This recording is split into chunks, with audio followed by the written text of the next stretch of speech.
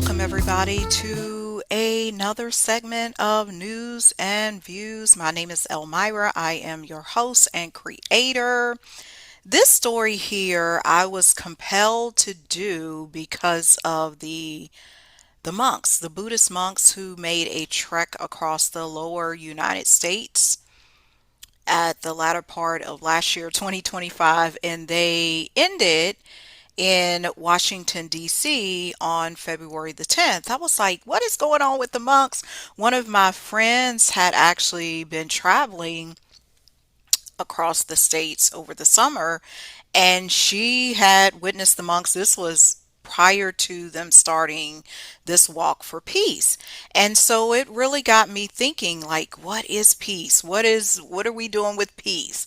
I have a colleague, and I'll be bringing her up in this three-part segment, who has a business called Pause for Peace. That's her movement.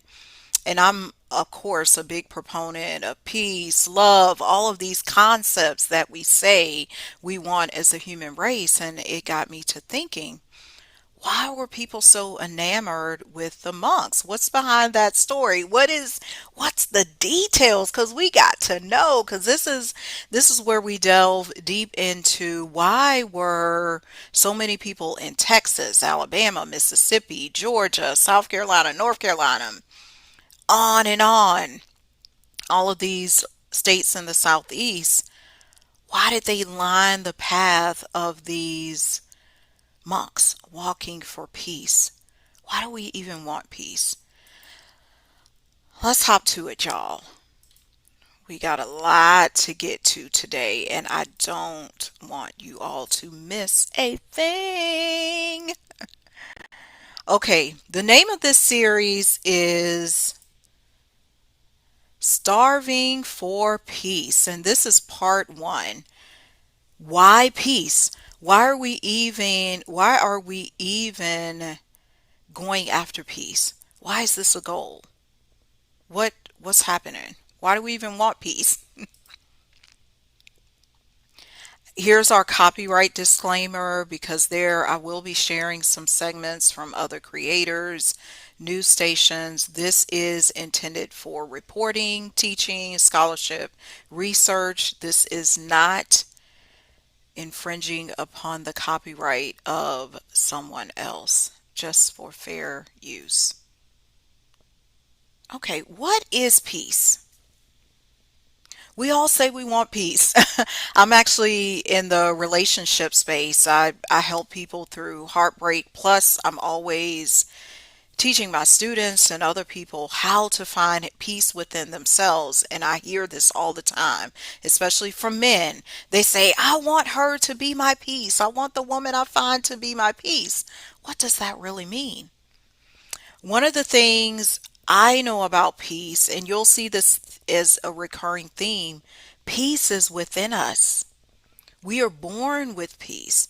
It's just that some of the systems, a lot of the systems in the world today that we as human beings have created over the past 1,000, 2,000, 4,000, 5,000, 10,000 years have been a disruption of peace. We all want to be calm. We all want to have a sense where we're not disrupted. We don't have to fight wars. We don't have to fight with our family. To me, that's what peace is. Question for you, because this is all about you too. What is peace for you? How do you define peace? Let's open this up for with this clip from, and where is his name? Oh my goodness. I overlooked his name. Where is his name? The Venerable, okay, y'all, forgive me.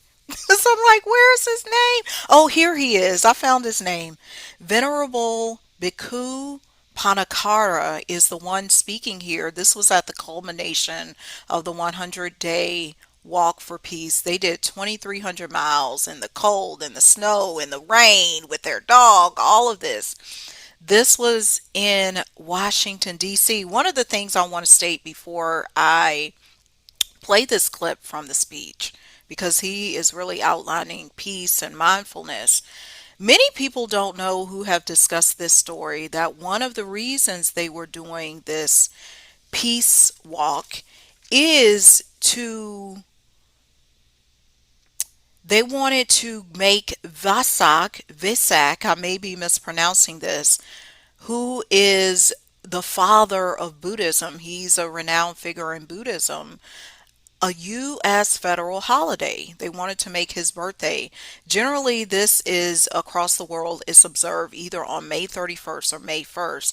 They were pushing for May 31st because the reason it's sometime at the beginning of the month, sometime at the end of the month, is because of the lunar and the solar cycles. But this was another reason they were doing this walk and petitioning the Congress people, petitioning the government to make this a U.S. federal holiday, along with the other federal holidays we already observe. So that this world can become, Wait a we die. second. Let me scroll it back a little bit for y'all. We supposed to have a key, and we must have that key to unlock it. And that key is mindfulness. It's not about Buddhism. Mindfulness is for all beings. Mindfulness is within our breath. We live with each and every breath going in and out. Without this breath, we die. So mindfulness within our breath is for all human beings. It's because this is something that we naturally have since we born into our mother's womb. And for that reason, we must practice mindfulness. It's very simple. All we need to do is just come back within. This is the moment in front of me. I see thousands and thousands of people here, that you actually let go of everything to come here to join this mission together. This is the moment where you slow down, the moment where you stop from doing everything else, just for one thing together here: peace. Therefore, we wouldn't want to waste our time and our energy coming out here and then going home with sadness and anxiety, stress. Instead, we should come home with joy and peace. To do that, let us all do one thing together. Let's put our left hand over our heart, the right hand on top of our left hand, by your chest, by your heart. Gently close your eyes. Take a deep breath. Take another deep breath. And one more. Now feel in each and every heartbeat within your heart. Feel it.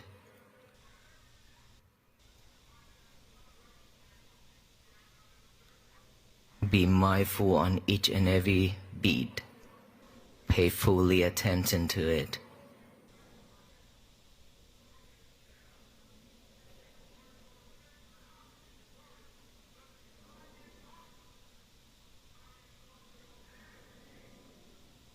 Sound is just a sound. Acknowledge that sound as sound, sound, sound, to remind us to come back within, to feel our heartbeat.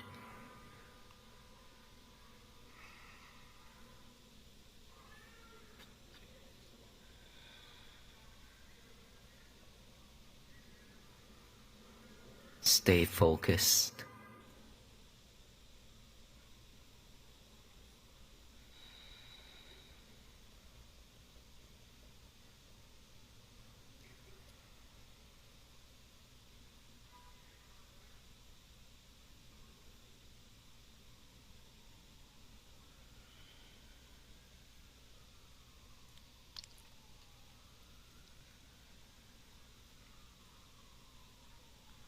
Thank you. How you feel? Relax? How many of us can feel our heartbeat? I hope you are. Without feeling your heartbeat, there's a problem.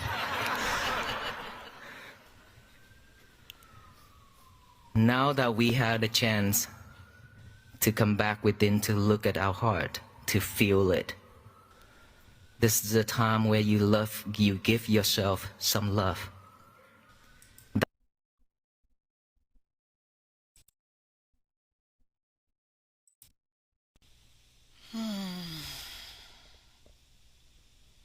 Did you all feel that? I know you were participating as he led us through that short meditation. Some critical things he mentioned.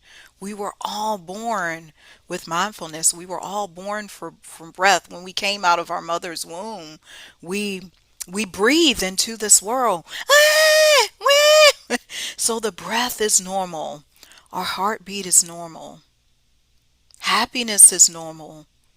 But we've been separated from this because of so many of the wretchedness, the horror, the racism, the sexism, the wars, the capitalism, the colonialism, all the isms in this world have separated us. I also want to thank WTVR CBS 6 for that clip. I used to work at that TV station, so nod out to all of my people over there in Richmond, Virginia. They provided that clip for us today. It's simple. That's one of the things about peace.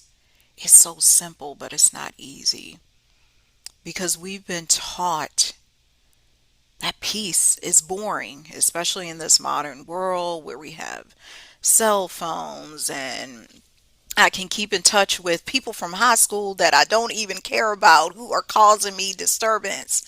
It's just so much. We work at jobs that have us seated all day. Just think about the things that are disturbing your peace. One of the things of this broadcast that I'm a huge proponent of is you putting the onage back on yourself.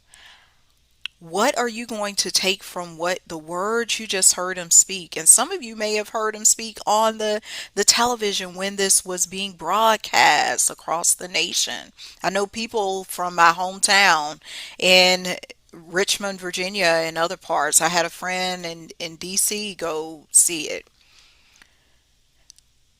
How are you going to apply this to your life? Because it's nothing to hear these words about peace, but then you do nothing with it. How are How are you going to apply peace today, this week, continually?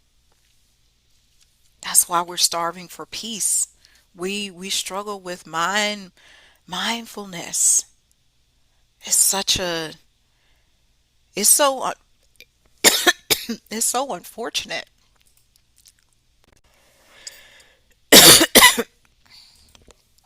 Excuse me, y'all.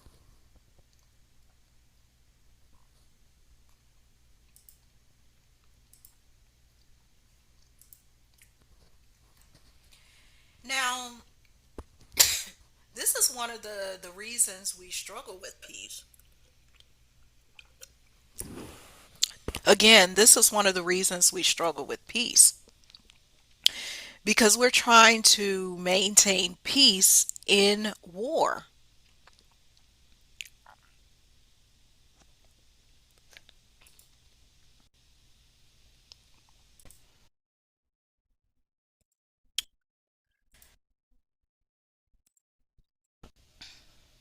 Yeah, as I was saying, it's so challenging to maintain our peace when we're always in conflict, especially here in the United States of America. We just got involved with another situation with Iran, and people are saying, is this the beginning of World War III? All of these things. Here, I want to show you specifically what the cost of war is and why the US is almost always at war. What's going on with this, y'all? Let's check it out. This is courtesy of DW Documentary.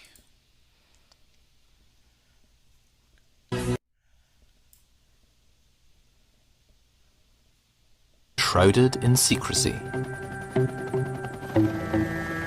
Check that. I know we know this, but do you really know and understand what that means? The United States military has a presence in every country of the world.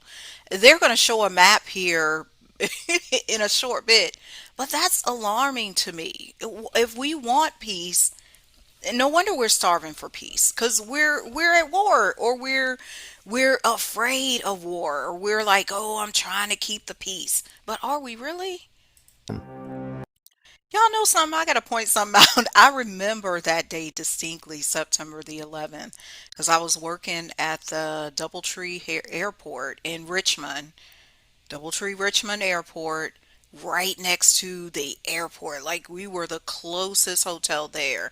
It was utter mayhem that morning. We had people coming over saying, we need a place to stay. Can you put us up? Because they were put out of the airport. It was just terror. And now seeing that video, I'm like, y'all know the conspiracies, and y'all know I'm a truth seeker, and you seen all the stories. That's not what this is about, but it just reminded me that just looks so unreal, right? How could that plane go through the building and not collapse it?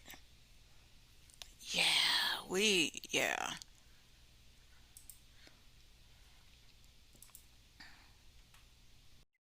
We collectively, as Americans, participate in reenactment. I saw them all the time. Well, or I at least heard about them. In Virginia, we want to reenact the Civil War. We want to reenact the Korean War, World War II, whatever, because it's a part of our country. So when we say we want peace, do we really want peace or do we really want war? Because what are we taking actions towards? That's the question for you to answer. And that's the question for you to answer for the country, for the collective. It's not just you as an individual. Yeah, we're all about individualism and freedom and liberty and the pursuit of happiness. But what does this mean? What are the repetition? One thing I learned is whatever you do repeatedly is a habit, and it's what's truly in your heart. That's right. We are so big on, oh, we need another war movie, Saving Private Ryan. We got Forrest Gump. Forrest Gump was a war film, even though it was like a comedy and a historical account. Hollywood is big on the propaganda of war and saying that war is good and war is something that we should desire. It makes it look noble, it makes it look honorable. We celebrate these war heroes. I want you, again, this news report is all about you putting the onus back on you. How many war films have you watched? What did they make you feel? How did they make you act?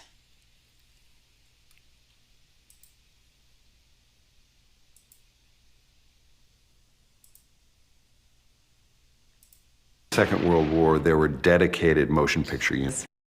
Okay, perception is everything.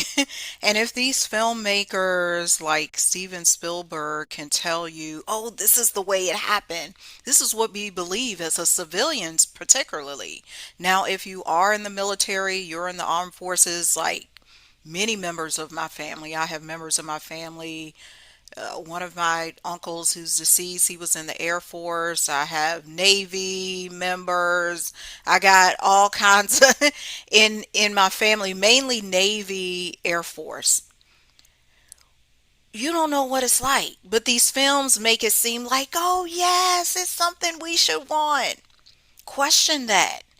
Where did you get your ideas about what happens at war? And as the gentleman was just stating, What were we doing in Iraq? How do we know what's really going on now in 2026 and beyond? You don't know. You don't know unless you're there and you had that firsthand experience. And granted, y'all, I was not there in World War II. I won't back there. Y'all, probably some of your family members, maybe some still living, or aunts, uncles, all of grandparents, fathers, whoever, you know them. It was World War II that heightened this sense of patriotism, that heightened this sense of we want to go to war. It was seen as this big thing. We won. We were, and you heard it right there. The gentleman stated in 1939 the United States military was ranked 19th in the world.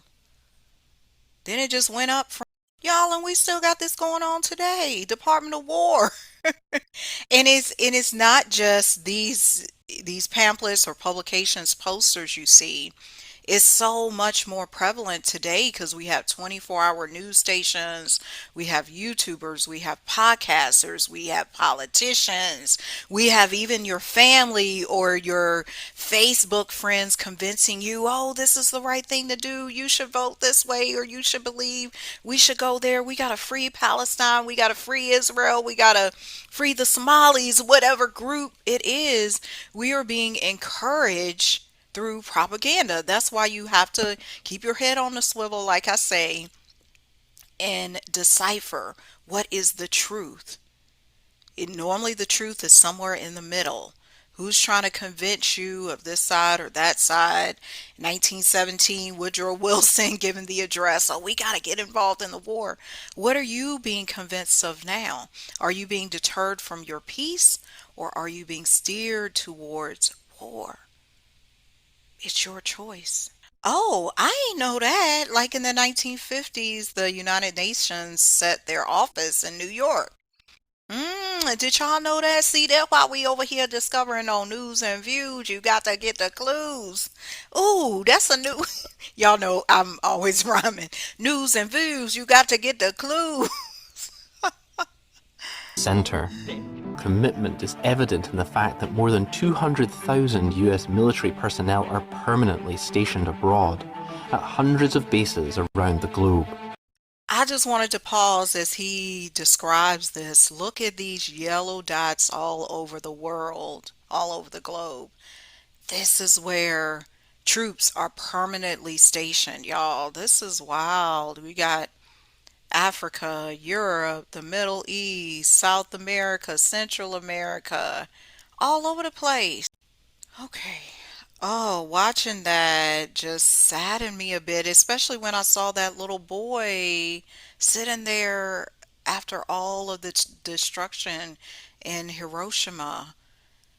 Why do we do war? Why did we drop the bomb? Why all of this stuff? And I agree with that military minister from Japan. I never thought about it that way until he's describing it. Sometimes having these larger things like a bomb or these nuclear weapons prevents countries from using them. It's still not right. I wish they didn't exist either. It's just sad, but we can see our involvement because this is something for us to question. We got to question everything and not just believe what we read. Y'all can't just believe, oh, so and so said this, the president said this, whether it was Truman, it was President Trump, it was President Obama, it was Secretary of State, whoever. Don't just believe what they say. Don't even believe what you see. Question it. Why? Because this we're talking about peace here. Why are we so starved for peace? One of the reasons is we're always at war. Let me show you something. I got to show you something because you got to look at these conflicts we've been involved in the United States. I want to give you a list of everything from 1775 all the way to 1991, and this is from the U.S. Department of Veterans Affairs. Look at all of these wars. We've always been at war, just like we saw in the documentary. We had the American Revolution, then the War of 1812, Indian Wars, Mexican Wars, Civil War, Spanish American War, World War One. We just saw a lot about World War One reported there. World War Two, which led to this prowess of the United States military. We had the Korean War, Vietnam War, which definitely separated this country on many fronts. Desert Shield, Desert Storm. And granted, this is just a report from 1991. If we look past there, we know all the things that went on after. We had Afghanistan, we had what, 9/11, Operation Enduring Freedom. We got what's happening now. It's just so much. Why are we always at war, y'all? Did we really save the world? Let me ask that question again. Did the United States and their involvement save the world, or did it harm the world?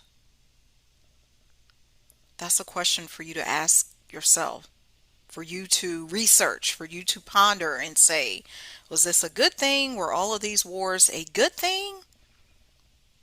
Were they a medium thing? Were they a bad thing? You gotta you gotta figure it out for yourself and your community. Teach your children, teach your students, teach your grandparent, not your grand. Well, hey, you might need to teach your grandparents too, because they may not know.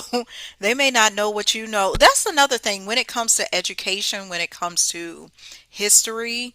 Sometimes it's assumed that young people cannot teach an older person. I've learned so much from people of all ages. I learned from my nephews. I've learned from little babies. They might be 2 years old, 5 years old. It doesn't matter. Be open to learning. Be open to exploring what you really don't know. Because there's always a lesson. Definitely, there's always a lesson. Peace in the midst of war. How can we find peace when we always at war? Okay, this is the second point I want to make in this first installment surrounding why peace. We need peace because there's a lot of fake peace. I heard somebody say this. This was a near death account I listened to this morning, and she put it, I said, I got to use those words because she was talking about the fake peace among white people, white Christians in the South. And I said, she put the nail on the head. Fake peace in the Bible Belt. This is why I have this picture here. This is our Bible Belt. Going from, it's in the southeast United States. It's known as the home of a lot of Protestant churches, a lot of people who were persecuted from Europe. They came over to the United States, and truth be told, they began persecuting other people. But they did it with fake peace. And what do I mean by fake peace? It's this, let's just go along to get along. Let's pretend racism never existed. Let's pretend we never did anything to anybody in this country, much less in the world.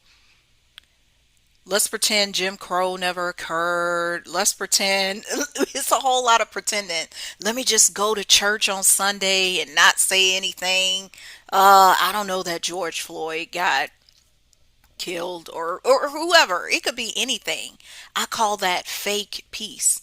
And a lot of this occurs in the Bible Belt, and it's not by chance. This is the same route the Buddhist monks on this peace walk, this walk for peace, took. Like, let me give you the rundown of the places they went. Fort Worth, Texas. They started out Fort Worth, Texas on October 26th.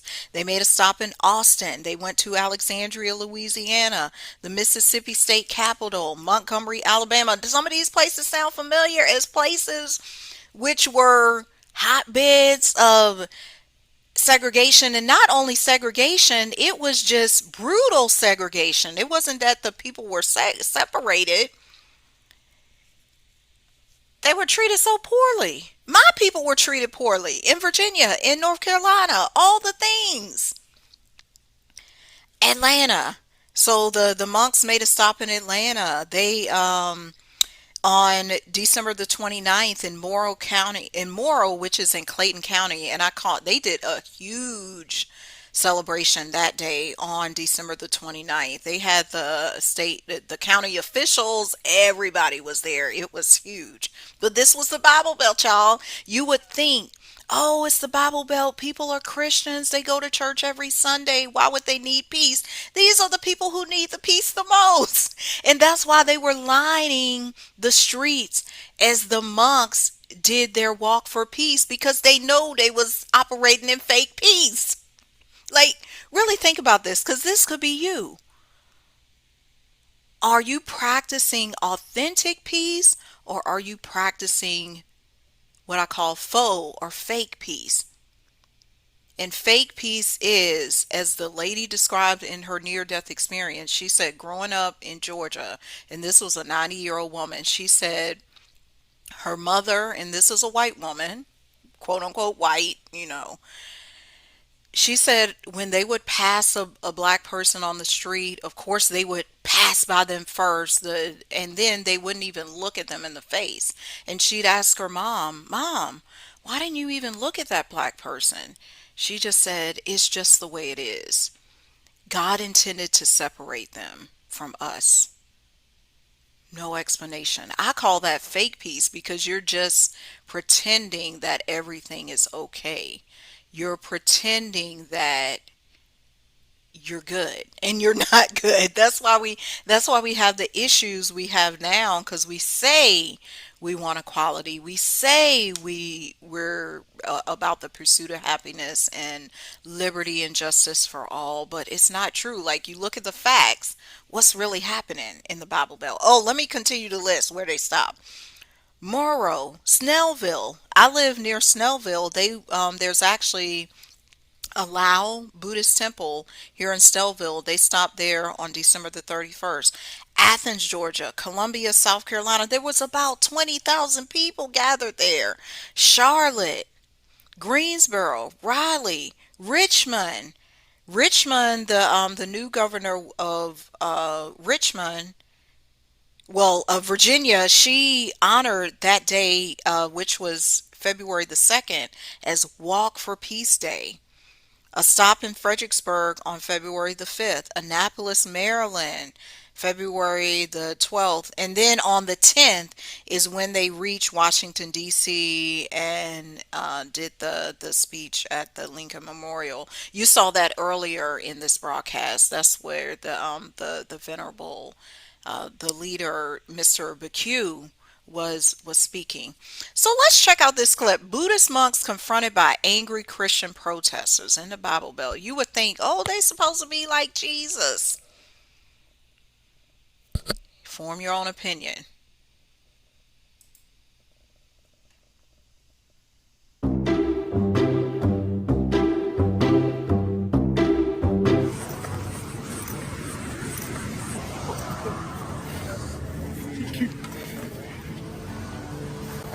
My father was prisoner of war in Hanoi.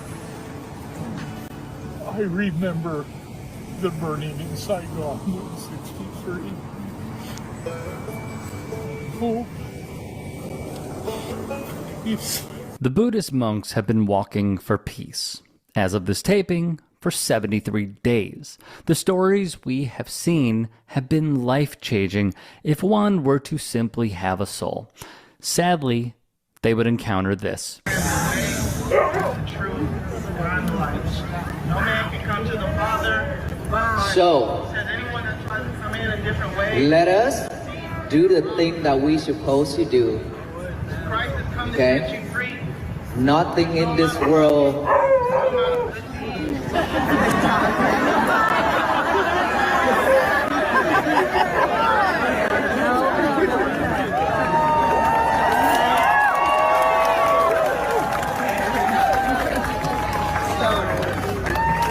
Everything will be fine.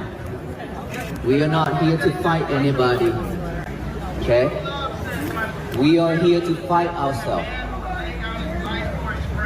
The biggest enemies in this world is not the people outside. The biggest enemy in this world is our inner self, our mind, our thoughts. Ooh, I love that he said that. The biggest enemy is your inner self, your mind, your heart, your spirit. What is going on within? That's why we deal with mental illness. That's why we can't find our peace. What's happening within? Because we know what's going on without. We know all the disturbances, the news, who's doing this, but what's happening within you? So let everybody say whatever they want to say, because it's freedom. They want to say, because it's freedom, right? We just have to fight ourselves to purify our mind. We are not here trying to convert anybody or trying to persuade anybody to come with us. We are here for just one mission together, to have peace for our own, to have peace for Near Good Hope, Georgia, the monks were met by Christian protesters, some of which were shared via Classic City News on Facebook. You gotta turn to Christ. He's the only way. You don't love him, you don't have Jesus. If you don't have Christ, it is. It's about Jesus. He's the only way. Is he the only way, the only truth, and the only life? It does matter. Your soul is on the line. right? Your soul is on the line. We all walk and we are not talking about anything. Your soul, you are. When you do your chant, your little ritual, you're spreading it. And if your peace is not rooted in Christ, then it's false peace. And I love you enough to tell you. Okay, I got a question for y'all because I don't profess to be a Christian. Yes, I grew up Christian, lived next door to the church if y'all watched me before. But I do not believe, y'all can tell me if I'm wrong, that Jesus Christ was forcing people to convert. When you are really operating in love, you're operating in peace, it will spread, it will be calm. It does, like, look at this sign. Warning, drunkards, thieves, homosexuals, liars, fornicators, Muslims, racists. That's freaking half the people in the church. Like, no wonder they needed a walk for peace. Because their judgment, they say judgment is coming from Christ. I just got questions, y'all. Judgment is coming from Christ. So why are we judging? Why do Christians judge? And that's another question. Does Christianity provide the peace that we truly desire? Does Christianity provide the peace that you and we truly desire? That I love you and your fellow monks to tell you that what you're doing is you're walking your way to hell, and I don't want that for you.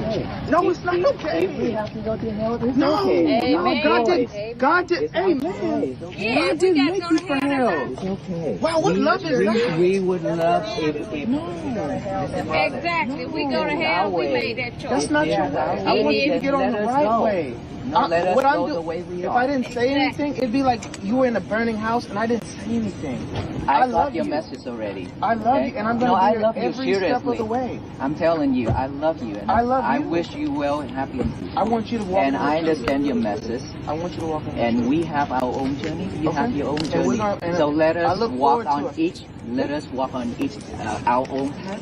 But at the end, we always come together. No, we can't. No, Christ have no fellowship with the unfruitful Can you works of please darkness, let him walk? but rather expose them. Stop talking to me. I'm not here to hate on you. I love you. I truly do. But I know right now you're walking your way to hell, but you don't realize it. It's okay. Walking your way to We hell. okay with this. All these people right here. Okay, you Boy, can be him okay. going I'm to not- hell I'm not- too. Okay, I love if you you're not too. okay with it, I love if you you're too not much. okay with it, I love you too much. then you take care of yourself. I will take care of ours. Hey, And I'm here man. with you every step of the way. Okay? Every step of the way. If that is your That's the truth. God is if calling. I that's what love you want guys. to do, And I can't don't be want out here you guys judging. deceiving people. And you may not realize it, but you guys are deceiving people. You are. There's no peace from within. Only peace comes from Christ. Are you at peace? I'm at peace with Christ. Really? You at peace? Yes. Okay. May you be well, happy, and peaceful. All right? May you be well, happy, and peaceful. You look like this. I love the way that monk handled this disturbance because how can one say when we live in a world of such a variety of people and God created all of these people, depending on what your belief is, how can you say there's only one path to love? There's only one path to peace. Oh, Christ is the only way. I don't know, that's just foolishness. That worked in that time. That worked in the Piscean age, but that ain't gonna work in the Aquarian age, y'all. It just ain't gonna work. That's why these monks had to they had to walk on that Bible Belt.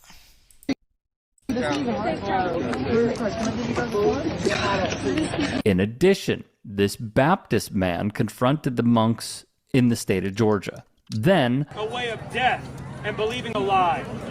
Folks, you're going to stand before the judgment seat of Christ one day, whether you like it or not. Whether you like it or not, you're going to be there, just you and God. And the only thing that's going to matter is, do you know Jesus Christ in truth? Not if you walk 2,300 miles, not if you believe we all come from energy, not if you do all the good deeds that you can think of, not if you go and you start to do good even though you're wicked. None of that can save you. Only Jesus, by his shed blood, who he died 2,000 years ago and rose again 3 days later in fulfillment of the scriptures, which those Buddhists reject, yet you support them. Only through him, the one who is the chief cornerstone and rejected by his own people, is salvation. And there's no other way around it, folks. You can laugh, you can scorn, you can mock, you can lip service to God, but at the end of the day, that's what's going to matter, and your fruit will show it.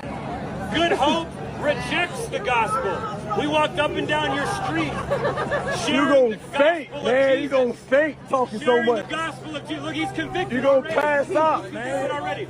Sharing the gospel of Jesus. Man, wait for a commercial. His commercial break coming up in a minute. You can't talk forever. Hated You it. can't talk forever. You need to be born again. You can't talk forever, I bro. offered to have a conversation. more protesters heckled the monks. Jennifer Sandlin of Boing Boing would write the following: "It's almost like the protesters have completely missed the whole point of the Walk for Peace, which, as reported by the Asheville Citizen-Times, is to raise awareness for peace, loving kindness, and compassion across America and the world. According to many folks who were at the Good Hope event and witnessed the protest, it wasn't just hateful signs that the monks and the supporters had to deal with. Many commented on the Classic City News Post with their eyewitness accounts, stating the protesters yelled, made noise, and were generally the very opposite of peaceful or respectful." Not surprising. She would add, one of the attendees who posted on Facebook revealed that the protesters had also recently showed up in nearby Monroe, Georgia, when the monks passed through, and that the ringleader of those protests was formerly an educator at a quite large local college that was fired for having inappropriate sexual relationships with a student and a TA, who ended up filing a harassment complaint against him. They'd mention a thread that they came across on the matter as well. Now, let me just... All right, that's all I wanted to show of that clip. Again, thank you. I want to give thanks to TYT Sports for compiling those videos of the protests along the walk for peace. But you can see some people don't want peace. You can say, oh, that's one of the beautiful things about America is you do have the freedom to believe what you want to believe, your religious belief, your political belief, your sexual orientation, all of these things. And so they definitely had the right to say, hey, we as Christians don't support what the monks are doing, but you got to ask the question, were they not supporting peace? Because if this was true, like I'm just asking, if we wouldn't be starving for peace. We wouldn't have a crisis for peace. And the number of people I saw crying, and these are people I know too, because again, I told you, I lived in Virginia. I know people who were sharing on their Facebook how moved they were by the monks just being in their presence. Why hadn't they found that yet at their church? For the Christian church in the Bible Belt to be so peaceful, professing the love of Jesus Christ, why hadn't people found their peace there? Something to ponder. We're always asking questions here because it's it makes you wonder, right?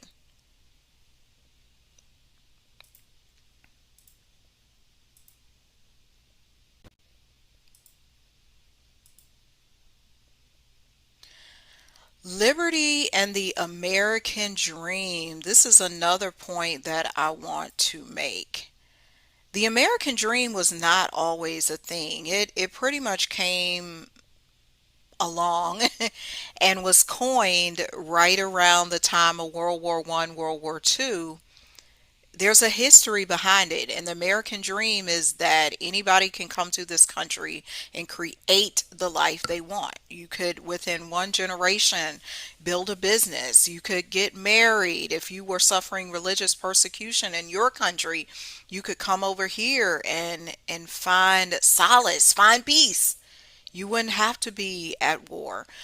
Let's take a look at a little bit of the history and the evolution of what this even means, because we say this is one of our tenets, but do people even still believe in the American dream in 2026 and beyond?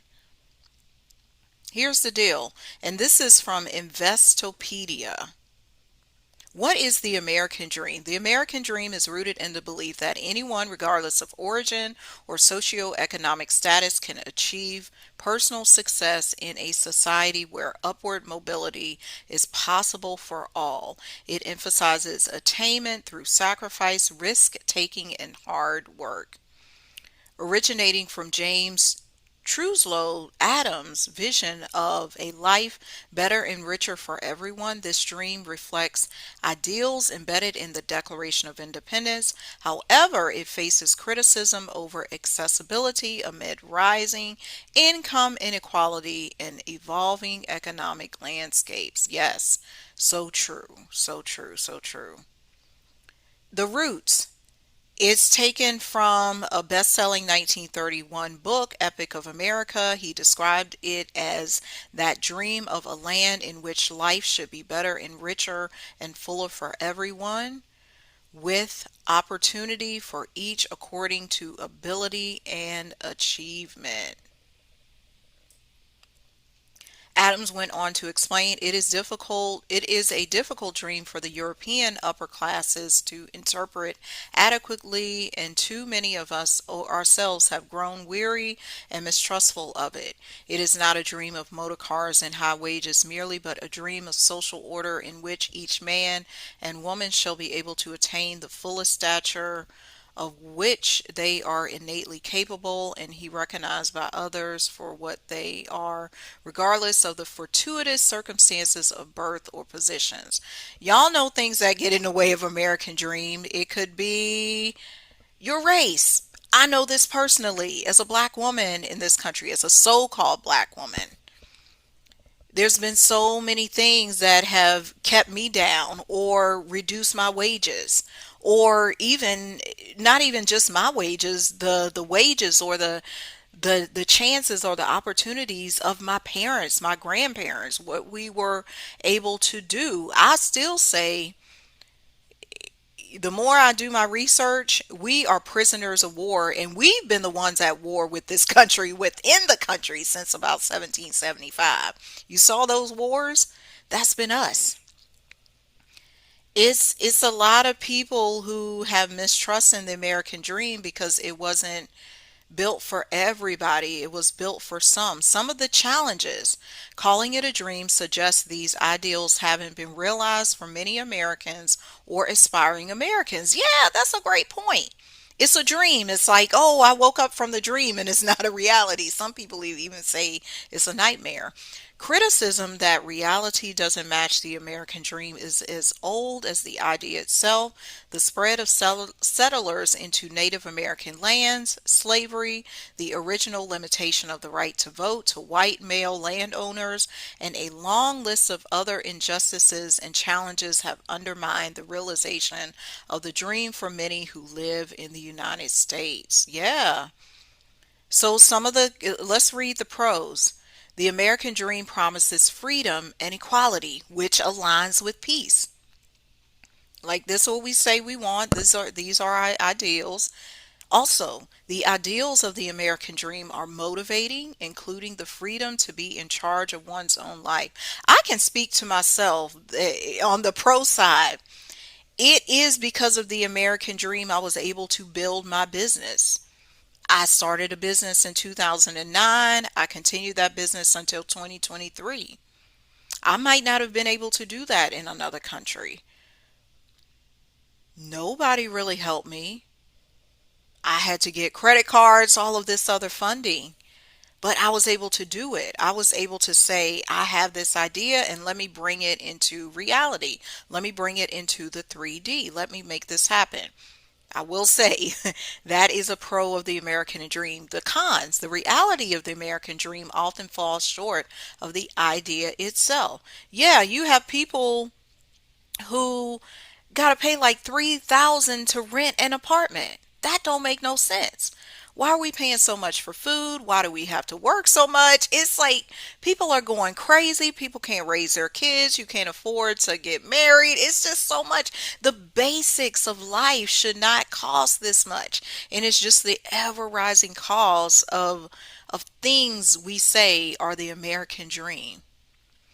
As income inequality has increased, the American dream has seemed less attainable. That's what a lot of families are dealing with right now. Yes, that is what we are dealing with. And people are disgusted and people are done with the lies. That's why we want peace. The illusions are falling. People are realizing the stuff they were told in school was not completely true. The things their parents taught them was not completely true. The things we were taught about relationships, about marriage, about religion, about people from other countries was not necessarily true. So when you couple all of that with struggling and trying to achieve the American dream, people are stressed. They're anxious. they're they're just dealing with so much. We got a lot going on now, y'all. And life may seem easier because our housing is better. We have indoor plumbing, we have all of this, but then we have so many more demands on our mental, so many more demands on our body that we didn't have 50 years ago, 100 years ago, 200 years ago. So no wonder we can't achieve peace, or we struggle achieving peace, right? It's a constant struggle. You got to ask yourself, what am I doing to make my own goal? What am I doing? What are you doing to stay on your soul mission, to maintain your peace? Because the way the system is set up, we would love to live collectively, but sometimes that's not possible. That's going to be the last point that I make, and then we're going to continue into part 2 and part 3, because we got a lot coming on this story, because we're starving for peace, y'all. Let me read this quote. I interviewed Juniper McKelvey. She is the founder of Pause for Peace. Modern life has many bugs. Think of a car in the windshield. Bugs and debris. Noise levels are up. America has a violent and tumultuous melting pot history. Monasteries ground people in traditions. This is a connection back to the Buddhist monks. Why peace? Why do we even want peace? Juniper explained to me she spent 15 months in a modern monastery. It's one of the reasons she teaches meditation. She actually, I'll talk about this in a bit too. She actually has a product which she offers to resorts and hotels and facilities to spread peace, to make meditation a part of our lives, because we can achieve peace with all of these things that's going on in our life today. And I love the way she described it with this analogy. We have bugs on our windshield. How are we going to clean it? We can't clean it. She was telling me you can't really clean it with just doing the spiritual practices, because doing meditation or doing the prayers only just pushes the bugs around. But how do you really clean that windshield? We need more than that, and that's what we're exploring in this three-part series. Monastic life versus household life, because this is what we're talking about. Probably it, and Juniper was explaining a lot of this to me too. Up until about 500 years ago, maybe 500 to 700 years ago, the monastic life was a common thing in Europe, common in countries like India. And what that means is this collective spiritual community. The Buddhist monks, they do this to this day. We have nuns too. A monastic life and a householder life is very different. And I'm going to turn to Scott Tusa, who gives us a breakdown of this, because if you're like me, you probably never even heard of this term. Like, I've heard of monastery, but I didn't know that there was such a juxtaposition between monastic and householder life. This article is Monastic versus Householder Life, Meditation in the Midst of Modern Chaos. As a practitioner of the Buddhist faith, I have often grappled with the question of how to authentically practice the Dharma while living a householder life. Recently, a student approached me with a similar dilemma. She expressed her desire to practice the Dharma authentically, but felt that it was challenging to do so while juggling the responsibilities of a family. So, a householder life would be the work, kids, family, wife, husband, all of that stuff. You don't, because if you're a nun or a monk, you don't have all of that. You live with the community and you have your devotion to the community, you have your devotion to God or your spiritual practices. She has also mentioned her contemplation of becoming a monastic, believing that a monastic life would offer a more conducive environment for spiritual growth. Our conversation on this topic sparked a reflection on my own experience as both a monastic and a householder. I realized that there are valuable insights to be shared with others who may be facing a similar dilemma. Whether you are a seasoned practitioner or new to the Buddhist path, I believe you will find this discussion beneficial. When I started out in Buddhism, I was in my early 20s and not a monastic. I was a young guy doing my thing, going to music school in Boston, Massachusetts, when I met the Dharma. For the first 7 or 8 years of my Dharma study and practice, I did it while dating, working, living a non-monastic life. So he's going on to describe that this householder life involves dating, going to school, figuring out what you want to do as a career. In 2017, I decided to return to householder life with a family, including having a daughter and a partner. So I've experienced both monastic and householder life, and I'd like to share some insights. The short answer to the question of whether we can practice the Dharma or authentically as householders is yes, of course. In fact, some forms of Buddhism thrive more within the household life. Vajrayana Buddhism, for instance, is argued to be somewhat built more for householder practitioners. Let me scroll down. So in householder life, we're not doing something different from monastics. We don't need to ignore what monastics practice and do something else.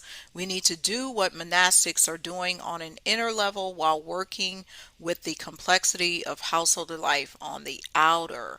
We still need to work with our afflictive emotions and develop weariness or exhaustion with the status quo of our samsaric predicament. I don't know what those words mean. Somebody else can chime in and say, oh, that means that.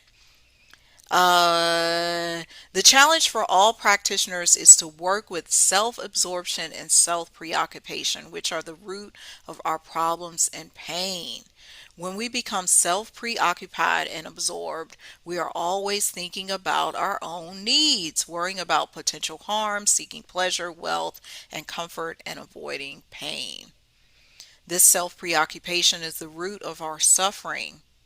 And that's why we are starving for fear, because in America we definitely profess individualism, and it causes a lot of pain because we're so self-absorbed. We're like, ah, my life is so bad. And when we're not existing in some kind of true community, we can't establish our full peace.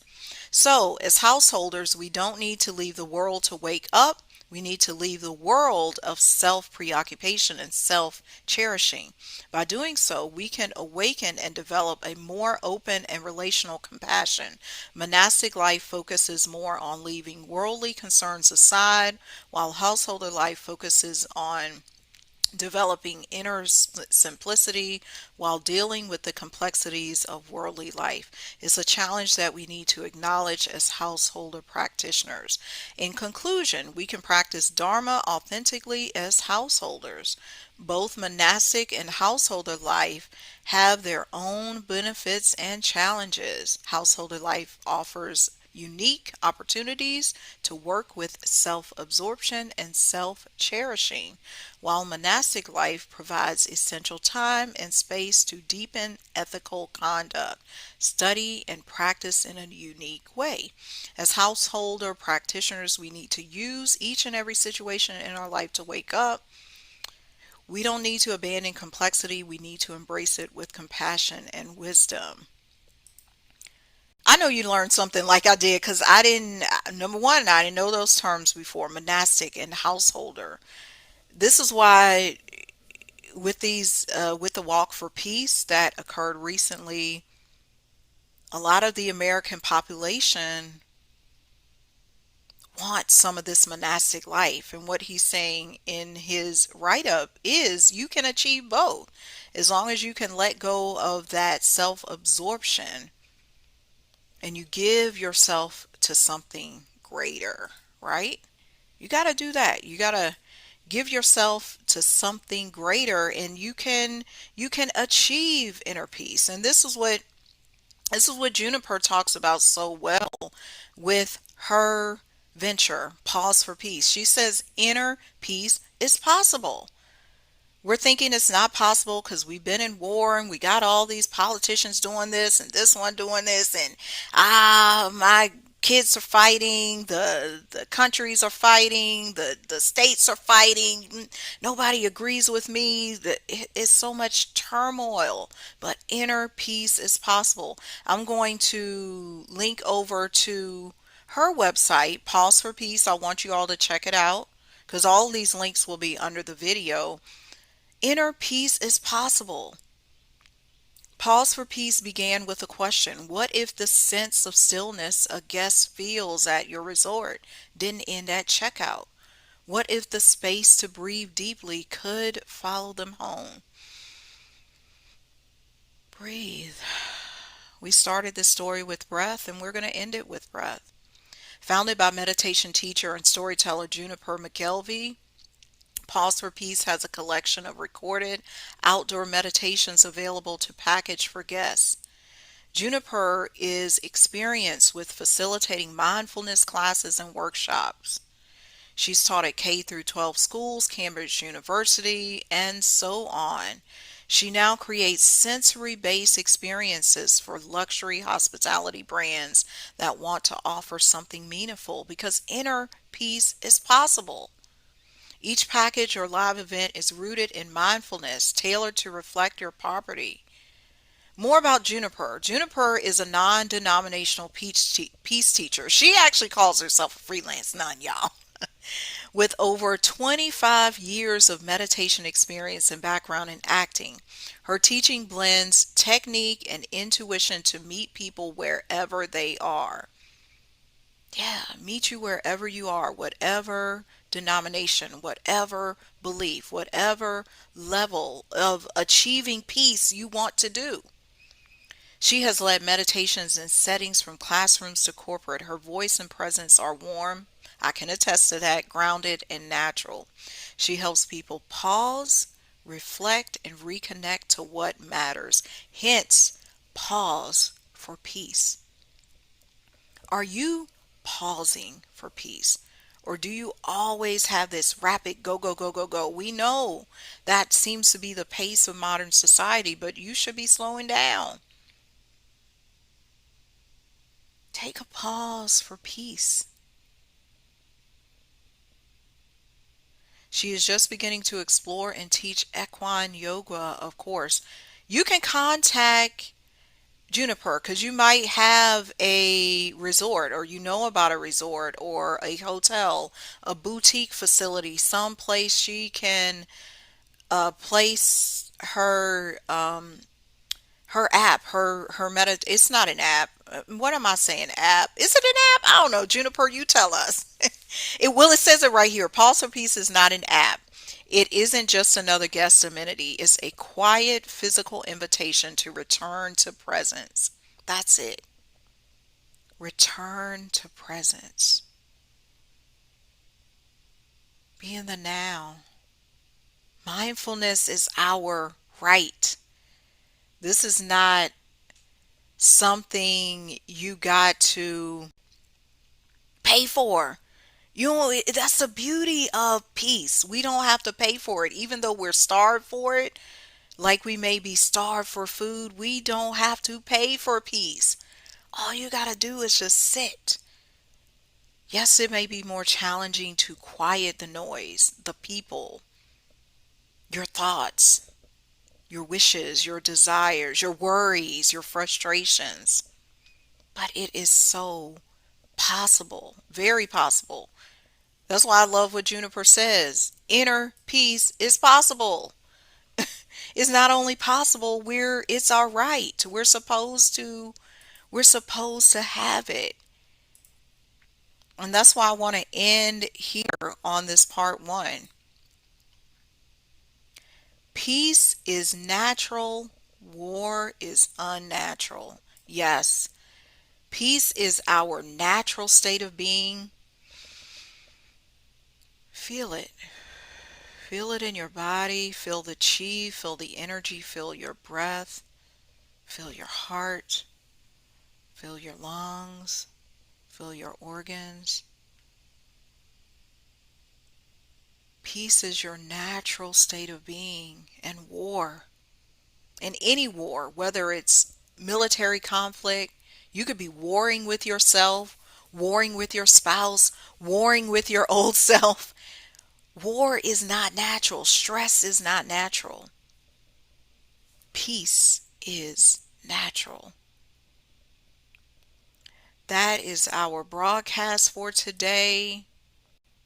We will be back next time with part 2 of this Starving for Peace Chronicle.